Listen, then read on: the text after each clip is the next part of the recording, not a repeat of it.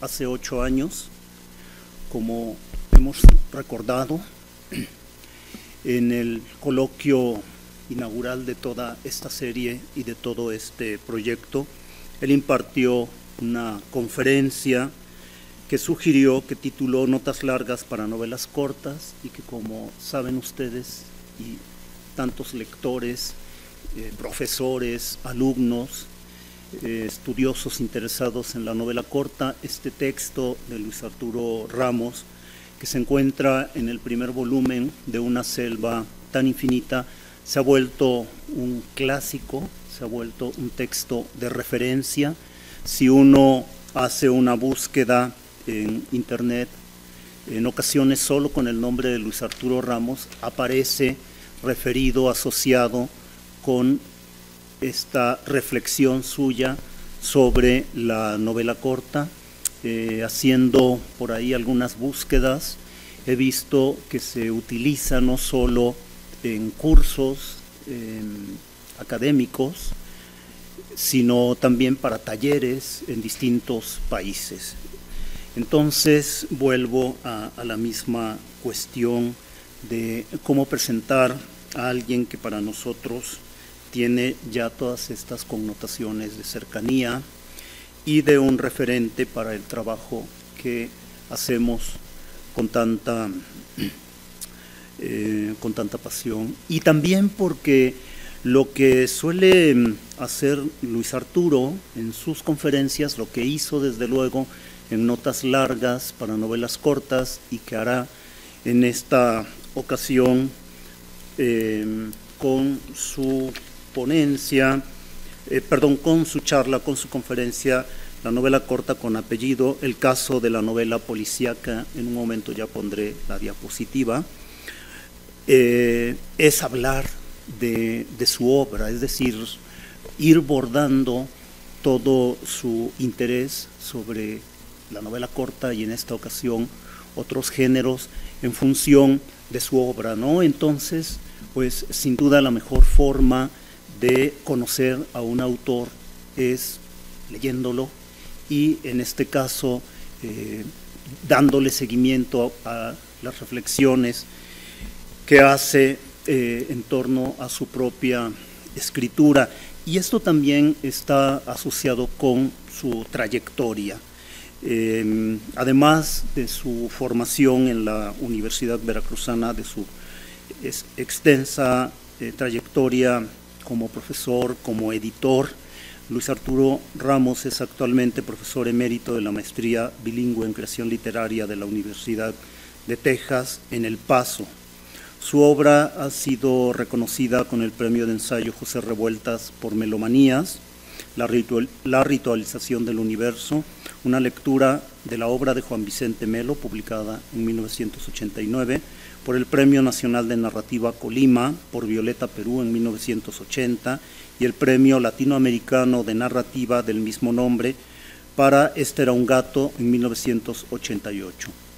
Con La Casa del Ahorcado fue finalista del Premio Mortis Planeta, y bueno, sabemos que es autor de un buen número de novelas cortas que se encuentran compiladas, por ejemplo, en La Señora de la Fuente y otras parábolas del fin de siglo en 1986.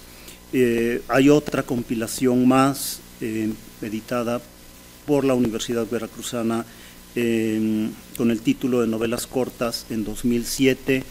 La novela de él que tenemos alojada en el sitio y que se encuentra y que es un texto también que se estudia con mucha frecuencia es La Señora de la Fuente, que fue tomada de este volumen al que ya he hecho referencia.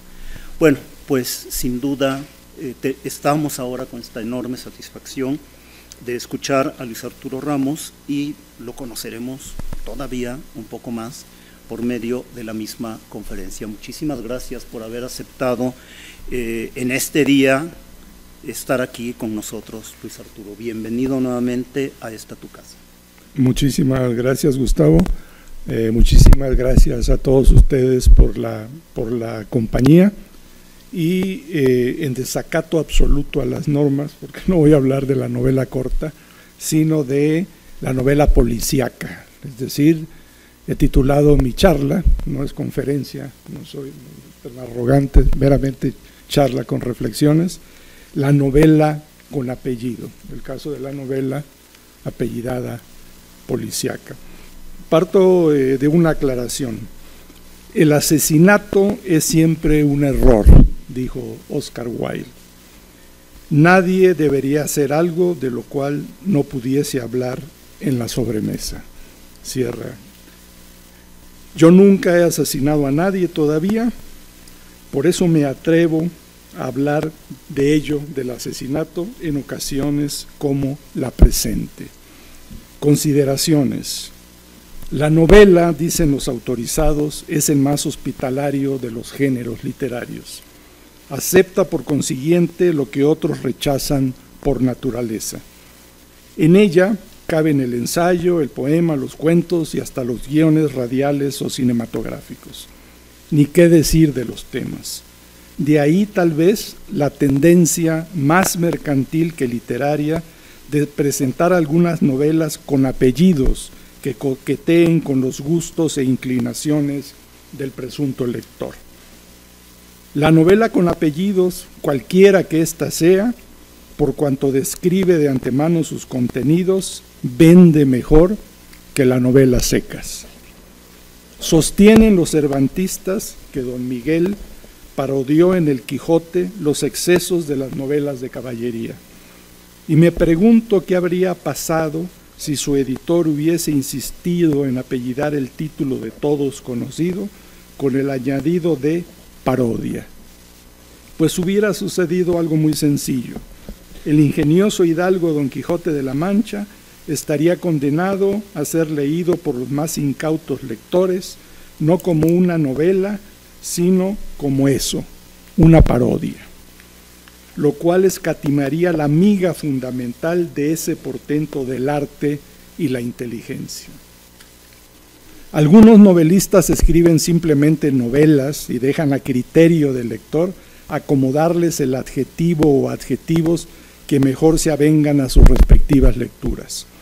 El lector queda en libertad de bautizar a posteriori el objeto de su interés a partir de sus propias intuiciones y experiencias, ajeno a un subtítulo que prejuicie su abordaje y por lo tanto comprometa sus contenidos.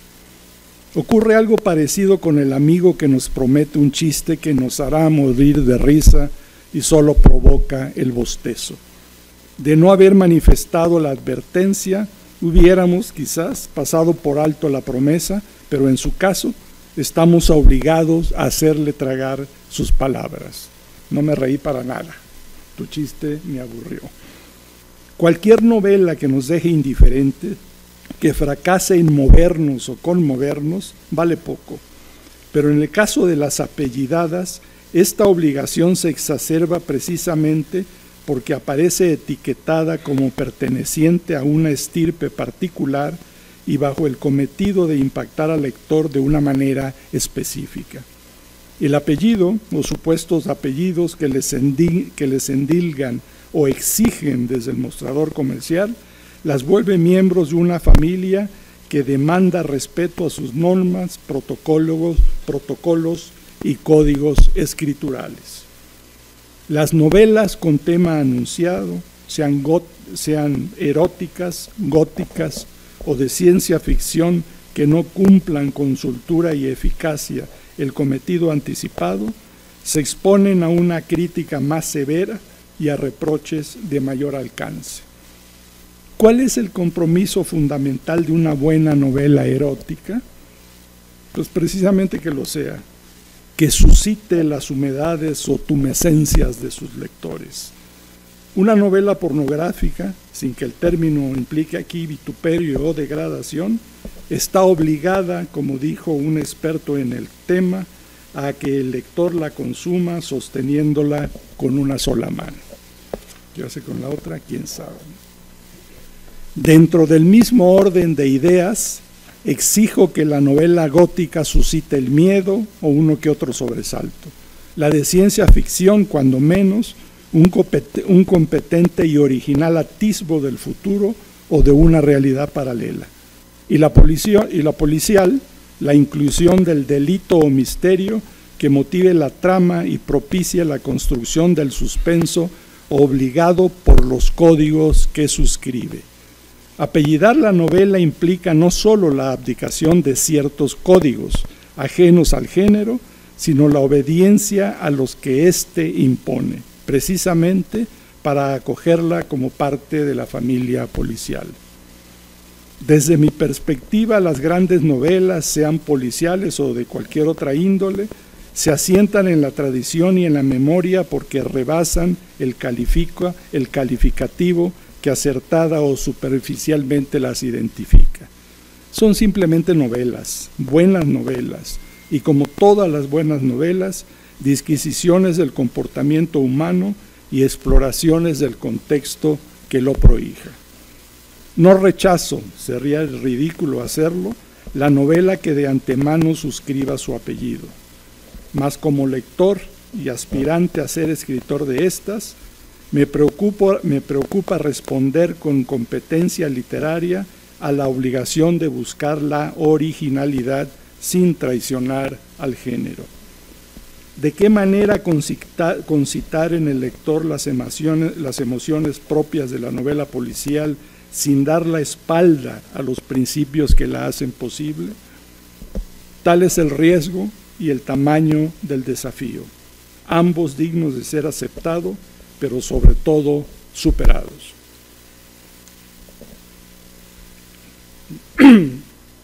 El género.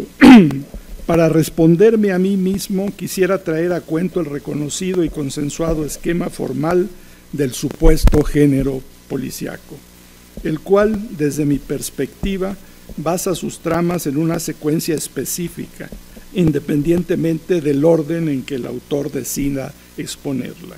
Serían delito, pesquisa o persecución y resolución clara y precisa.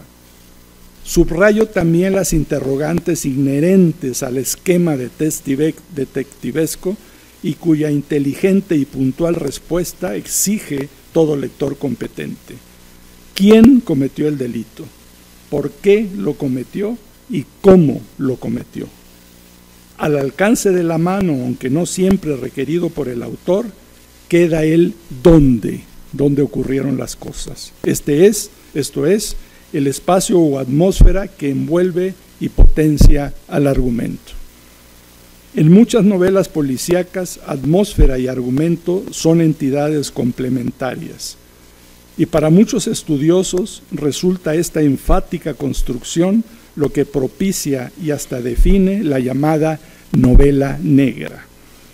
Cuando el autor opta por subrayar el espacio, surge la obligación insoslayable de incorporarlo y darle un papel dentro de la historia.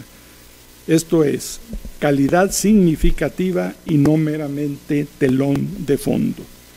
Un argumento ubicado en los muelles de Ámsterdam, en las favelas de Río de Janeiro o en el centro histórico de la Ciudad de México, debe proyectar la conveniencia de haberlo hecho ahí y no en otra parte. Dicho lo anterior, y a fin de encuadrar mis comentarios, conviene recordar las categorías en que los estudiosos han subdividido el género. 1. La novela policial de enigma, ejemplificada con fortuna por Agatha Christie. 2. La novela negra, validada por Hammett y Chandler, Raymond Chandler. Y C. La muy actual novela de la narcoviolencia, impuesta sin lugar a dudas por la realidad y mercantilizada hasta el exceso por las editoriales. Diferencias de más o afinidades de menos, valga la generalización para establecer un criterio que preconiza el suspenso y el ritmo de una trama con mayor o menor carga violenta y el colofón de una voluntaria o involuntaria moraleja cuya condición caería en algún punto del siguiente listado. 1. El bien siempre triunfa. 2. El mal siempre triunfa. 3. No importa quién triunfe, porque es imposible diferenciar al mal del bien. 4. La función primordial de las instituciones encargadas de procurar justicia, oígase en nuestro contexto la PGR, la FEPADE o el INE, ¿verdad?, que ahora que está tan de moda. La función primordial de las instituciones encargadas de procurar la justicia radica en evitarla. La indiferencia, 5. Indiferencia palmaria respecto a tales conceptos del bien y del mal. Si la novela de Enigma impone el triunfo de la justicia mediante estrategias legítimas, la novela negra fuerza su precario cumplimiento por medios no necesariamente legales, aunque sí moralmente válidos. Está muy de moda ahora, y con eso se sacan los problemas nuestros políticos, entre que, bueno, sí es inmoral, pero es legal, ¿verdad? O sea, tener dinero, todo el dinero que escatiman al humilde pueblo mexicano en las Islas Caimán no es ilegítimo, no estoy transgrediendo ninguna ley, pero es inmoral, sobre todo cuando el señor político se rasga las vestiduras diciendo viva México, el pueblo, pero tiene su dinerito allá. Esta difusa diferencia entre lo legal y lo inmoral, todavía no lo resolvemos. Tema para, además de la novela corta, ¿no? ¿Qué es la novela corta o qué es la novela larga? ¿Qué es lo moral y qué es moralmente válido y lo ilegalmente inválido? Pero por lo pronto sabemos que será una discusión muy larga. Eso. Y los temas. Es decir, si la novela de Enigma impone el triunfo de la justicia mediante estrategias legítimas, la novela negra fuerza su precario cumplimiento por medios no necesariamente legales, aunque sí moralmente válidos. Este derecho se basa en la premisa de que en ocasiones el mal es necesario para hacer el bien. Premisa además justificada por la inmoralidad propia del entorno. De ahí el imperativo de construirlo y hasta comentarlo. Si vivimos en un entorno maloliente, ¿con qué argumentos podemos ejercer, verdad, y apelar a la justicia si hay una especie de contradicción? Esto, bueno, es el caso de lo que podría ser la novela negra. Me voy con la novela de Enigma. La novela de Enigma se sostiene, aunque no exclusivamente, sobre la obligada resolución del misterio, tanto a los ojos de la sociedad ficticia que la contextualiza, como ante los ojos del lector real que la descodifica. De ahí que el asunto tocante a cómo se cometió el delito quede muchas veces por encima del motivo de su comisión y del perfil tipológico de su autor. Ambos resultan elementos necesarios pero ancilares, meros pretextos para que el detective efectúe un decantado y prolijo ejercicio de inteligencia a fin de reimponer el orden de la justicia en el caos temporalmente abierto por el crimen. El texto de Enigma aparece por lo regular lleno de coartadas falsas, pistas distractoras y presuntas culpables, con la sola emisión de escatimar hasta el final la develación de la incógnita. La creación del suspenso y la eficaz simulación del culpable son virtudes esenciales y conseguirlos competentemente es la meta a la que se encamina la pericia y los recursos de su autor.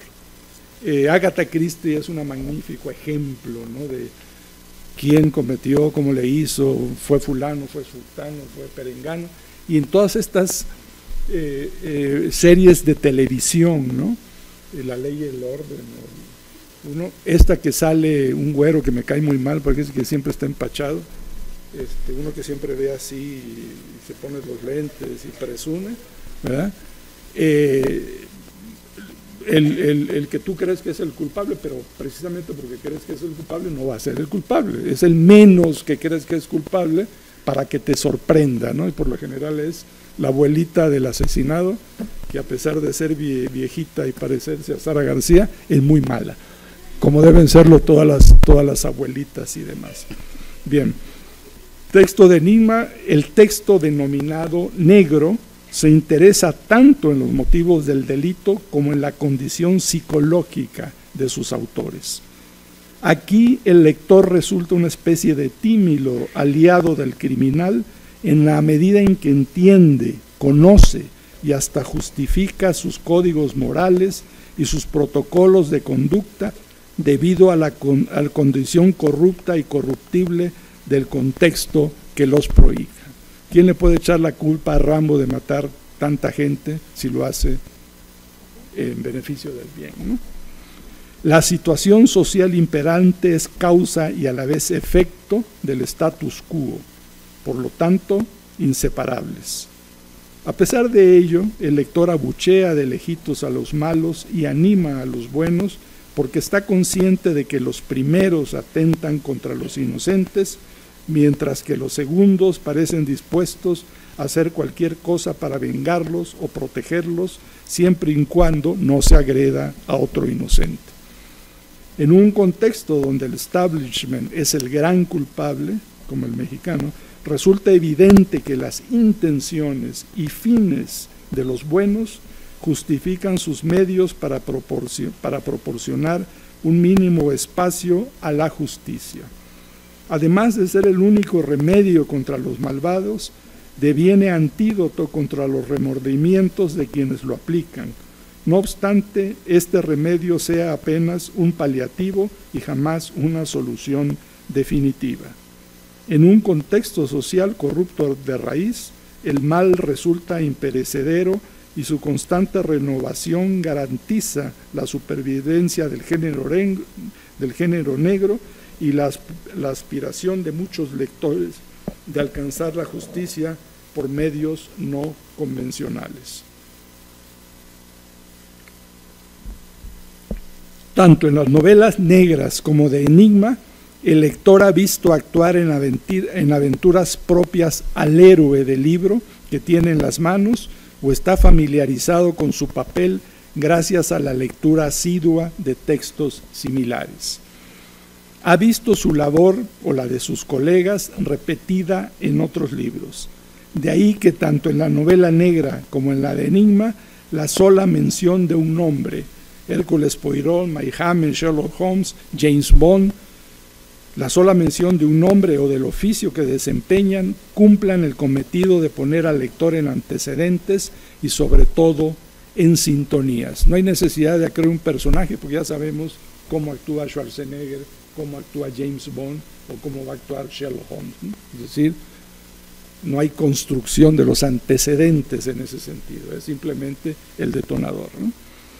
El arquetipo nominado o innominado es inherente a las novelas seriales o con apellido.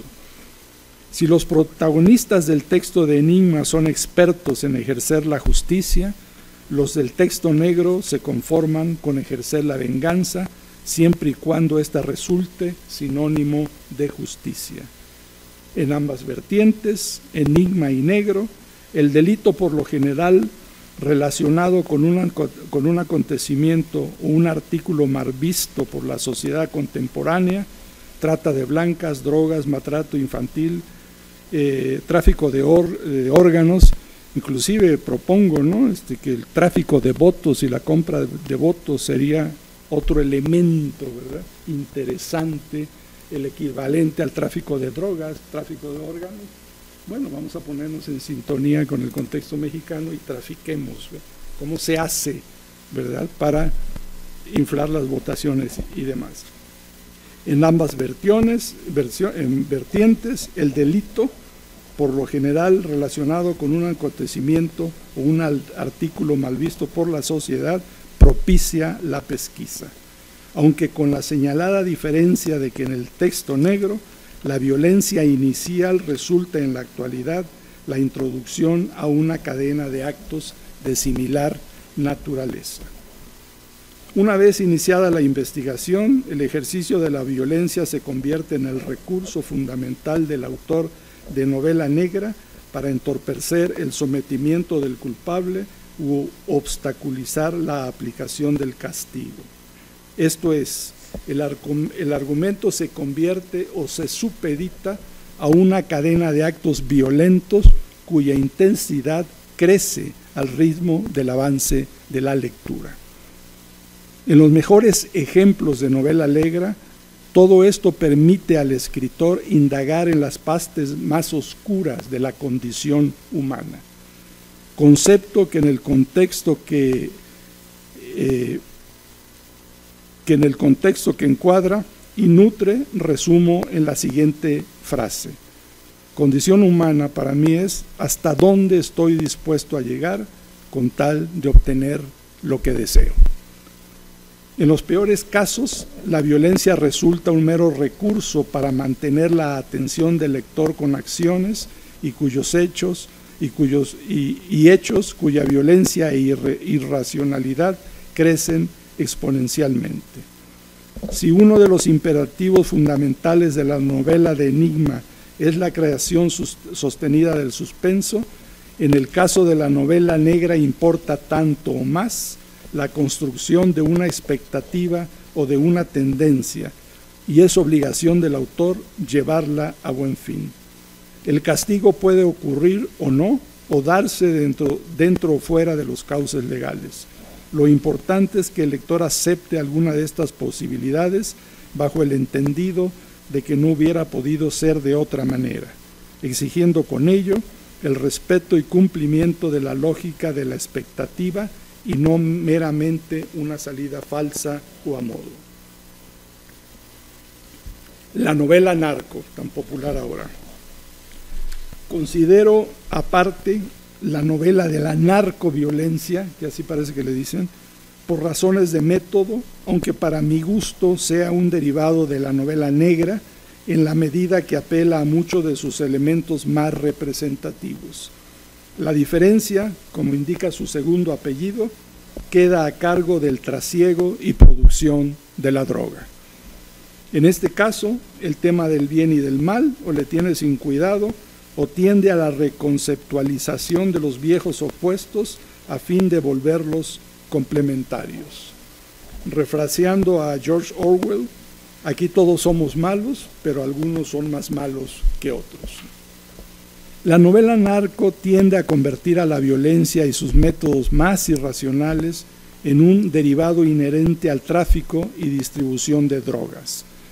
No veo yo ningún narcotraficante que vaya al museo a ver la puesta de Renoir o una conferencia. Todos son malos y se visten con cachucha y usan botas, ¿no? Es decir, no hay ningún narco culto.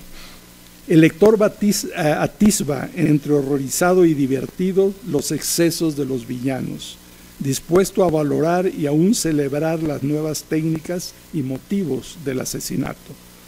Ni busca ni se compromete con una opinión.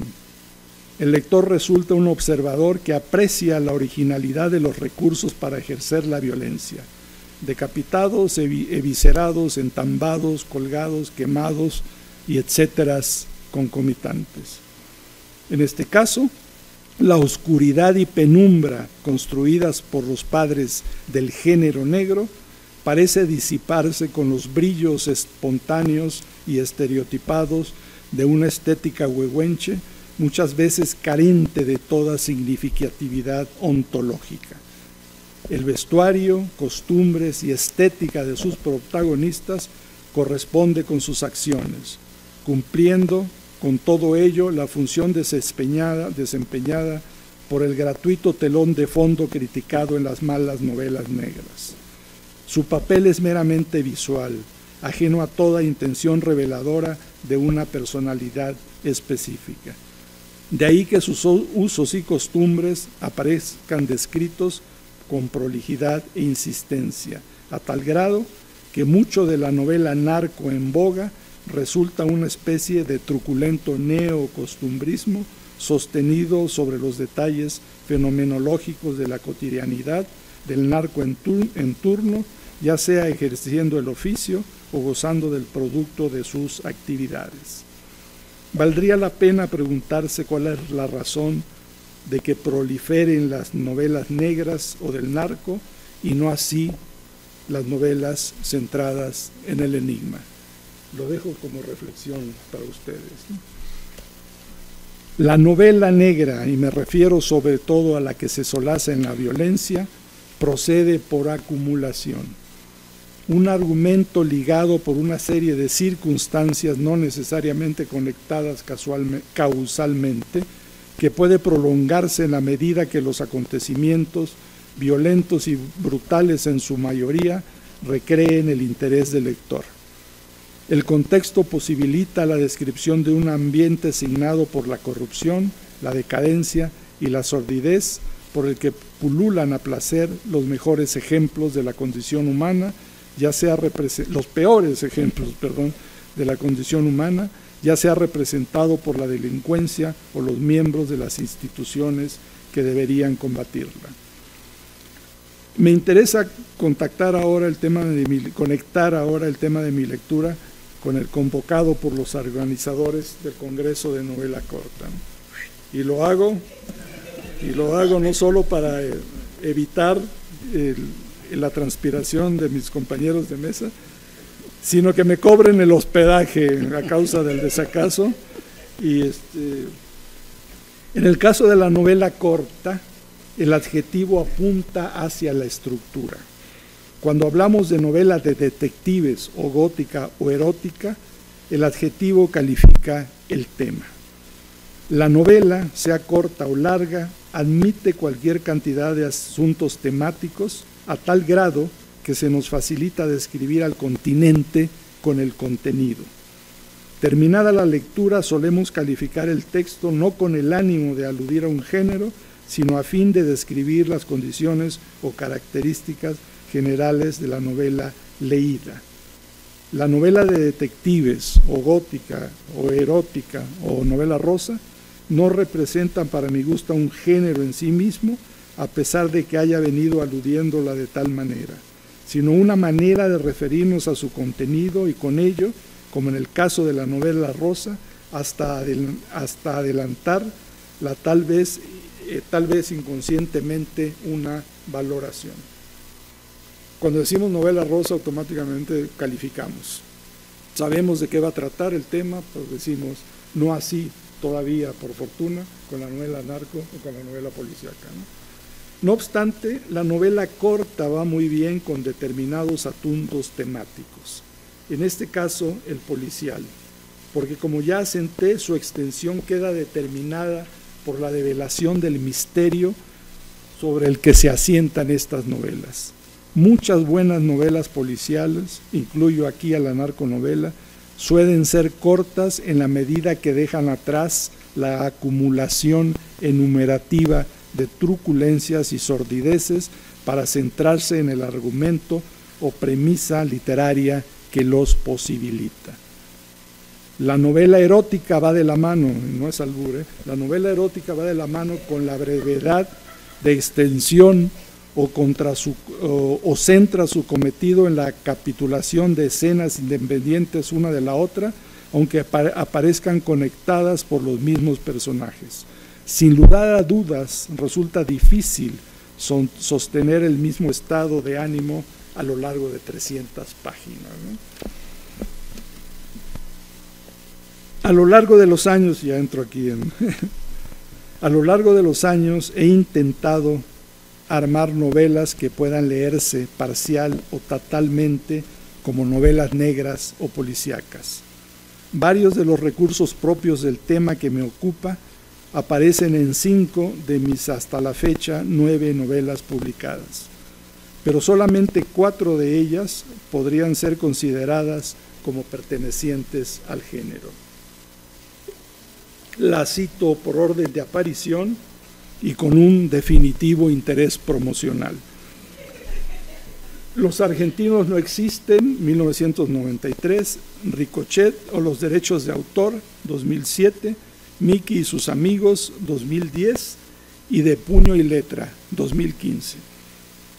Para ubicarlas en el contexto de mis reflexiones y sobre todo darle sentido a esta larga introducción, recuerdo a ustedes la preocupación planteada en la primera parte de mi charla. Esta introducción está tomada de mi experiencia personal como lector, de mis lecturas y de lo que muchos han planteado entre las divisiones, novela larga, etcétera, etcétera. No quiero asumirme como el autor de todas ellas. La pregunta, ¿cómo aspirar, que me hago a mí mismo, cómo aspirar a la originalidad sin desconocer el apellido policíaco en este caso? ¿Cómo pertenecer al canon y al mismo tiempo evitar las fórmulas y estereotipos exigidas por este tipo de novela? Trataré de responder refiriéndome a mi propio trabajo.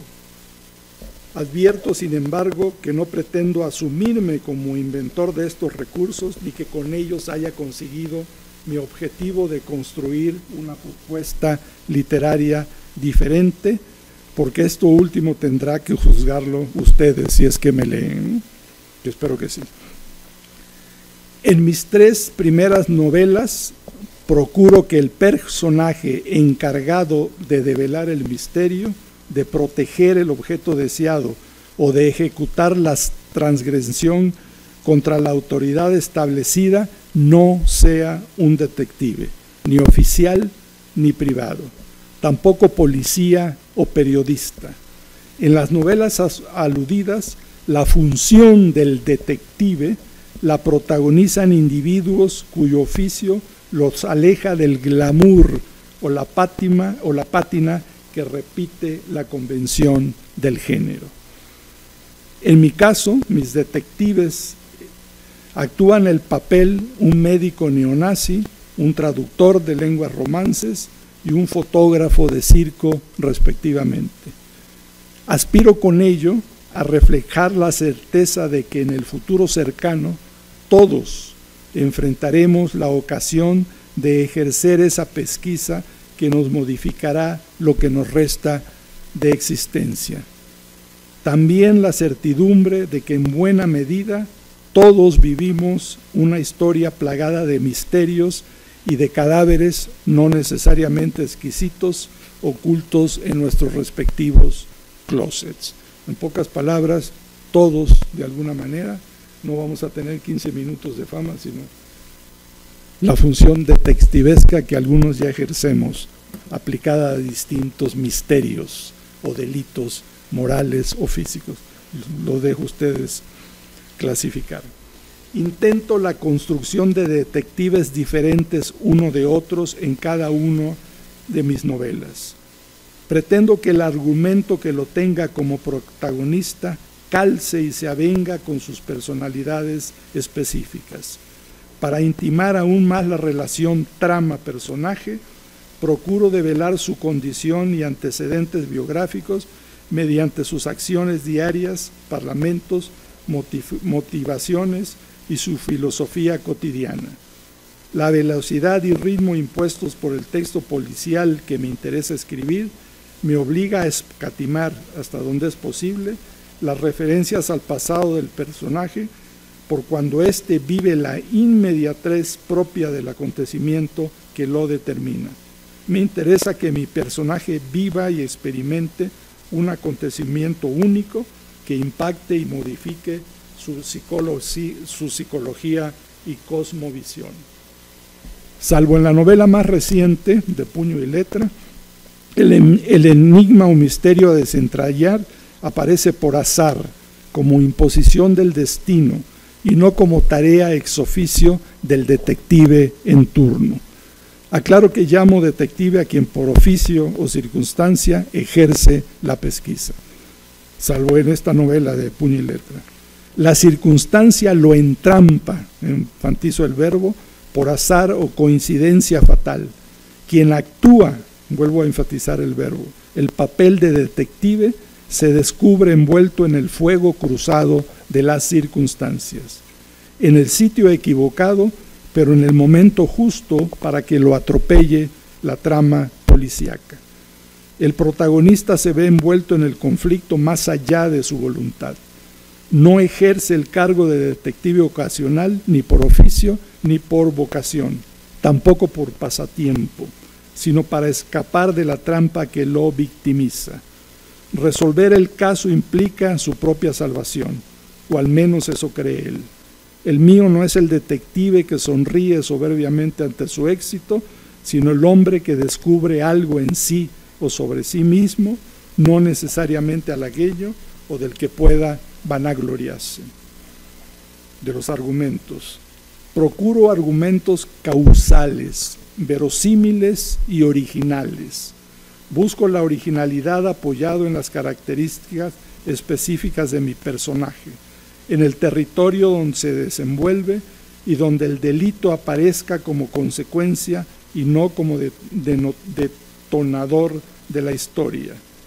Pretendo que el argumento concite la ocasión de reflexionar acerca de un determinado segmento del entramado social mexicano, no necesariamente significado por la sordidez o la violencia, como es el caso de la novela negra más popular entre la tropa de adelitas lectores. Todos mis personajes viven a orillas de la porquería a pesar de habitar una torre de marfil económica o emocional.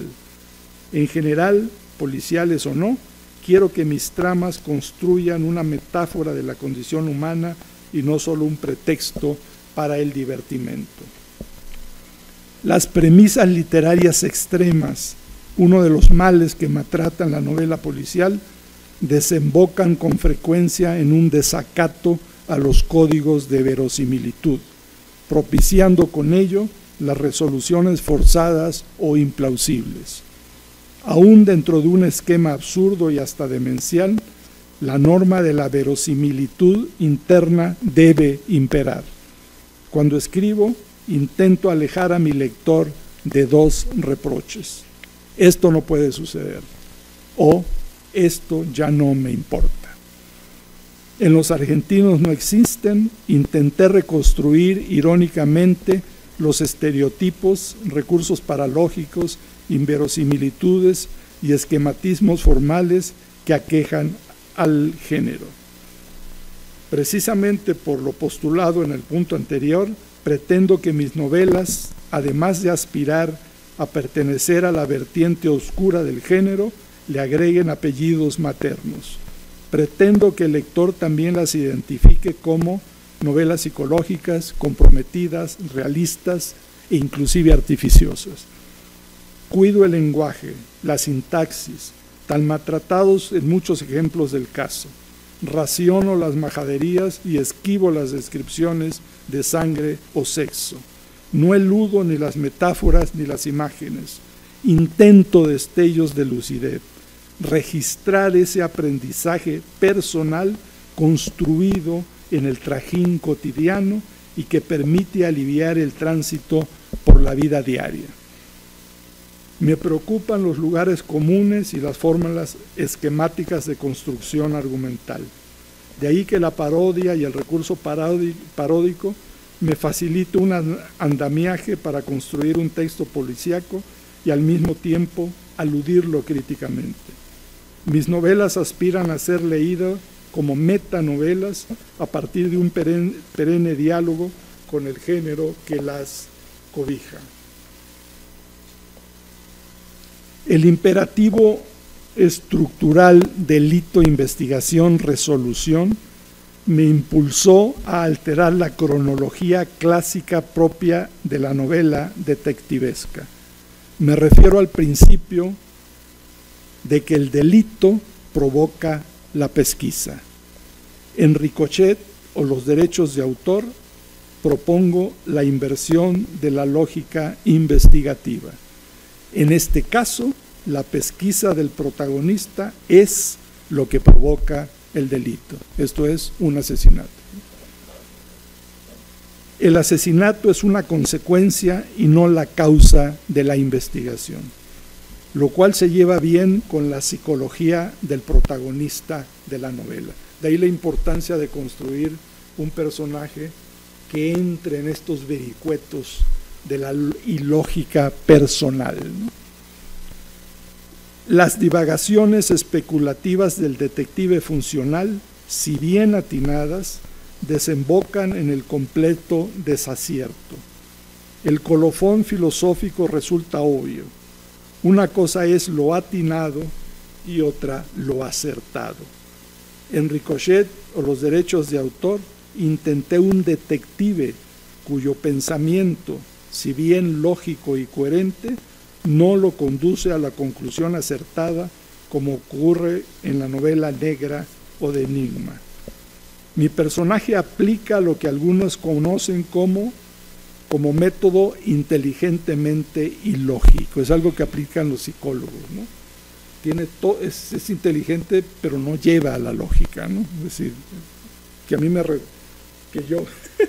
yo suscribo ese tipo de metodología, ¿no?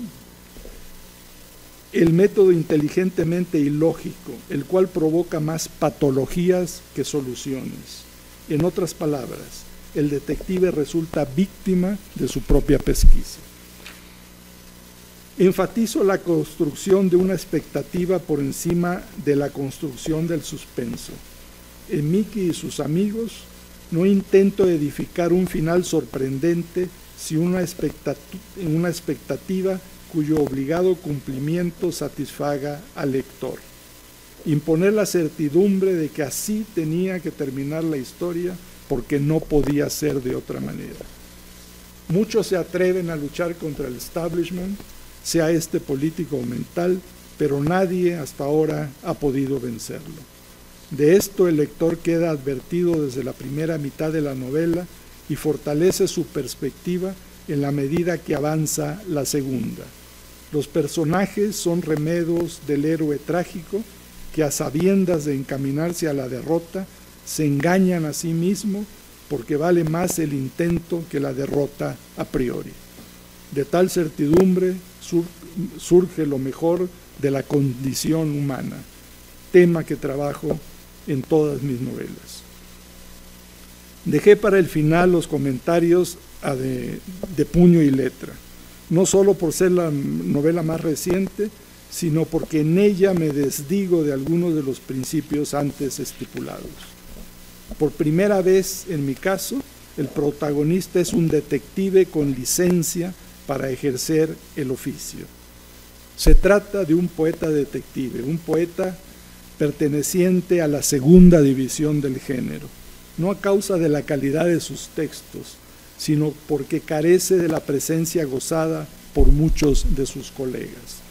Para sobrevivir dignamente, acabala la quincena vendiendo libros autorados por poetas famosos, aunque con dedicatorias falsificadas por su propia mano.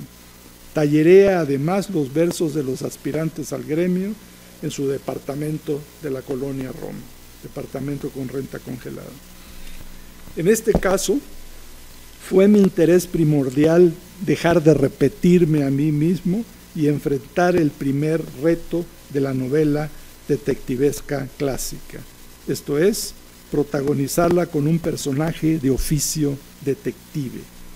Sin embargo, procuro la diferencia a partir del hecho de que los motivos centrales de la pesquisa se apartan de los convenidos por el género y se adscriben a un contexto que conozco, reconozco y hasta creo pertenecer, el cultural. O dicho de otra manera, el que envuelve la relación del Estado con los escritores. De puño y letra, apunta la cuarta de forros, es un ágil y divertido thriller político-cultural, cierro, por cuanto que las acciones giran alrededor de un mecanoescrito inédito, cuyo autor es el hombre más importante de la cultura nacional y que modificará la historia y los alcances de las letras mexicanas una vez que se publique. Termino estas cuartillas con la insistencia de que no fue mi intención plantear en mi charla una estrategia inédita o original, sino enumerar apenas y a duras penas las reflexiones acerca de los recursos que lectura y escritura me han permitido. Primero aprender y luego ejercer, espero con cierta propiedad. Pretendo que mi desempeño me haya permitido conciliar la oposición, quizás solo advertida por mí, entre la pertenencia a la familia policial y la originalidad a la que yo aspiro. Muchas gracias.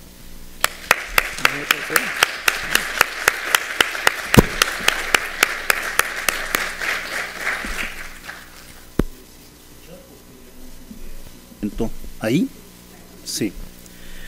Bien, muchísimas gracias, Luis Arturo, y nuevamente, o para volver a aquella primera invitación que le hicimos, que es, quisiéramos y entramos en una serie de conversaciones en donde se impone la razón de Luis Arturo Ramos, en el sentido de, a mí me gustaría hablar de esto, y nuevamente estamos muy satisfechos de haberle hecho una invitación abierta en donde él nos trae un texto tan propositivo para los temas y los asuntos del coloquio y de la novela corta en México, desde luego, aunque haya esta tangencialidad.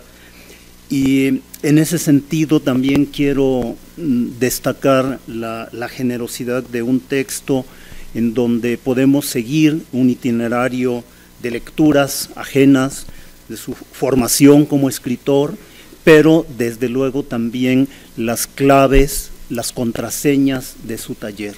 No es fácil, lo decimos después de varios años y de varios intentos con escritores tanto jóvenes como mayores como consagrados, el pedirles que reflexionen sobre su obra, y por lo general se va volviendo una negociación que en ocasiones se desgasta. Hemos sido muy respetuosos de aquellos escritores que nos han dicho sí, pero déjame pensarlo, pero tal vez, pero el año próximo, pero en el siguiente volumen de La Selva Infinita. Pero Luis Arturo, y yo siempre lo atribuyo en parte a su papel, a su actividad de profesor de creación literaria, profesor de narrativa a los talleres y los seminarios que por tanto tiempo impartió en El Paso. Bueno, esa es una explicación, pero él tendrá otras, y ustedes sin duda tendrán, a partir de estas contraseñas, de estas pistas que nos estuvo aventando, de estos anzuelos, algunas preguntas, y desde luego por el conocimiento de la obra, por la lectura de la obra de Luis Arturo Ramos. Así es que tienen la palabra en primer lugar ustedes. Por acá los lectores de novelas. Héctor Fernando, por favor, permíteme que llegue el micrófono.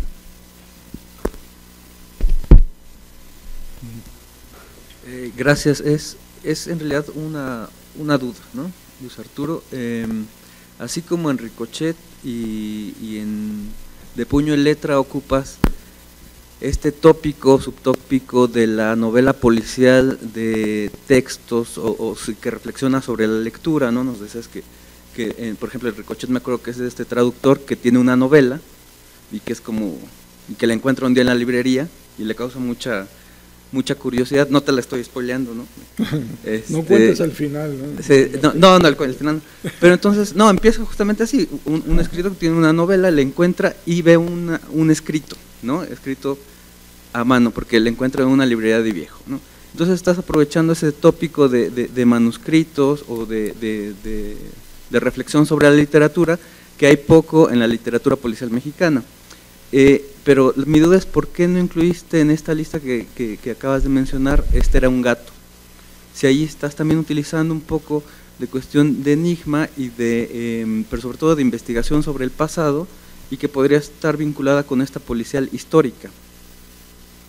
Bueno, no sé, parece que me leíste el pensamiento. Estaba incluida, pero saqué la referencia a Este era un gato, porque no es una novela negra o policial, parte de una trama policial, porque hay un enigma, ¿no? Es decir, descubren en un hotel de mala muerte en el puerto de Veracruz a un gringo muerto, es decir, de un balazo. Y entonces a partir de ese enigma empieza la reconstrucción de quién lo mató, por qué, que era lo más interesante, por qué lo mataron y quién era este señor. El gringo es un francotirador, sniper, ¿no?, que en 1914 estuvo en la invasión del puerto de Veracruz, en 1914, y viejo, sin saberlo, regresa al puerto de Veracruz a bordo de uno de estos cruceros de lujo que andan por aquí. Llega al puerto de Veracruz y dijo: aquí yo ya estuve. Si lo atrapa el espacio, lo atrapa el ambiente, abandona el barco y se queda. Y ahí empieza la trama.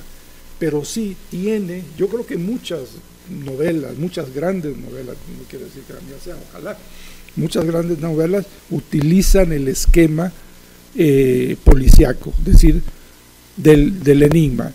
Una de las que yo siempre cito y recito es Crimen y Castigo, ¿no? En Crimen y Castigo no importa cómo lo matan, te lo dice Dostoyevsky desde el principio, ni por qué lo van a matar, ¿no? Porque la legalidad, el triunfo, es decir, es una avara prestamista que no merece la sociedad y todo lo demás, sino las consecuencias, el remordimiento, el paisaje interior, ¿no? Entonces rompe Dostoyevsky, por sus razones específicas, con el esquema de qué, quién, cómo y cuándo, ¿no? Y se construye una novela policíaca, ¿no? Con el tema del remordimiento, de la culpa. A partir de eso, una reflexión sobre la Rusia zarista, la miseria, los atropellos, etcétera, etcétera. Y en el caso, pero no podemos decir que es una novela policíaca, ¿no? Sería faltarle al respeto a mi admirado Dostoyevsky, específicamente en esa novela, con esquemas y estrategias policíacas, que es el caso de este relato. Por eso no la incluí, ¿no?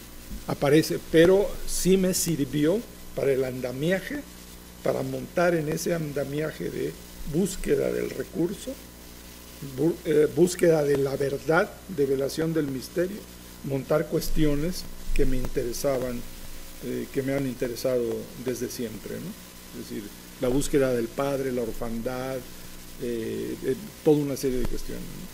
Si lo hubiera vuelto policíaca, hubiera quedado reducida a 100 páginas y tiene más de 300, ¿no? Si me hubiera ido sobre ese esquema. ¿Sí? Gracias. Bien, aquí Karen nos hará favor de pasar nuevamente el micrófono. ¿Otra pregunta? ¿Otra inquietud? ¿Sí? Por favor.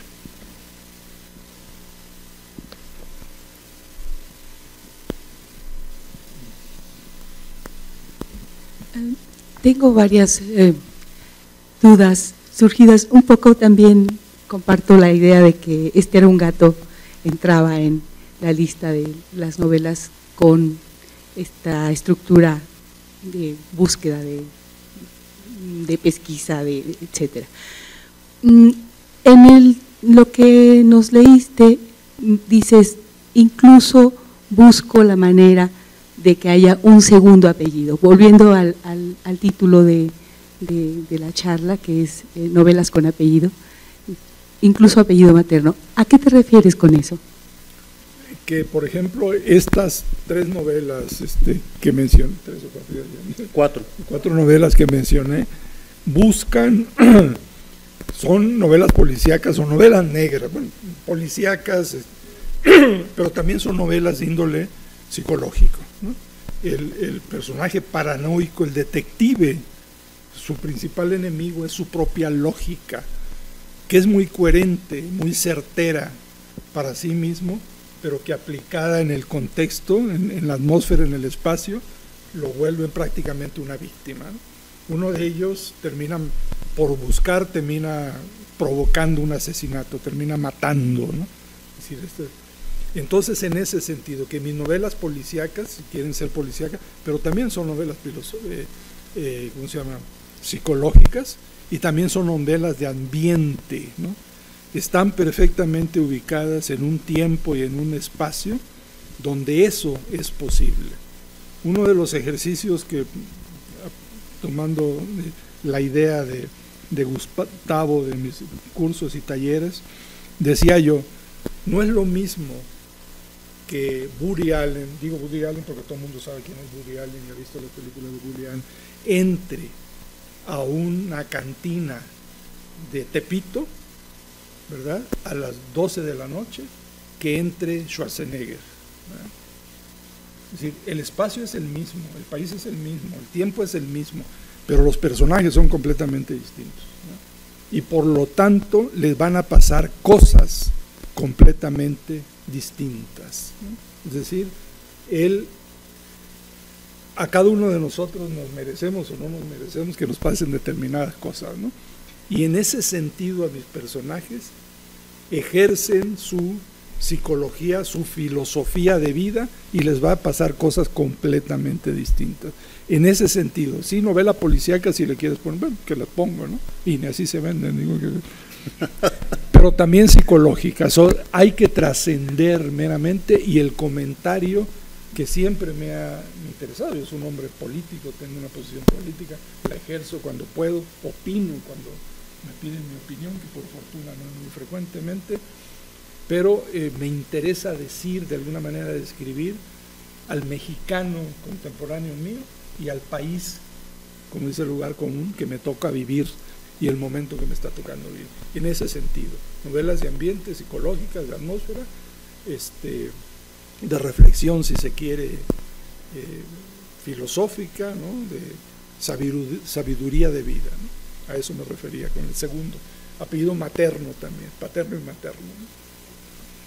Bien, otra pregunta de parte de ustedes. Perdón, yo no tengo reloj. ¿Cómo vamos de tiempo?